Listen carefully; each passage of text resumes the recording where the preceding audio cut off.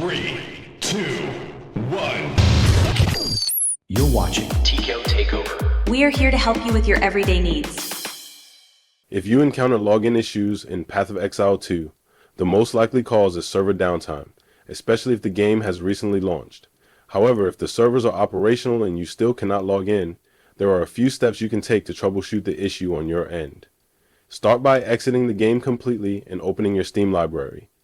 Right-click on Path of Exile 2, select Properties, navigate to the Installed Files section, and click Verify Integrity of Game Files. Allow the verification process to complete fully.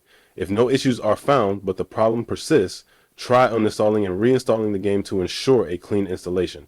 Additionally, check your internet connection for any disruptions that might be causing the problem. Resetting your router or contacting your internet service provider might help resolve network issues. Restarting your PC can also clear temporary glitches that may interfere with the game. If none of these steps resolve the issue, it is likely a server-side problem, and you may need to wait for server stability to improve.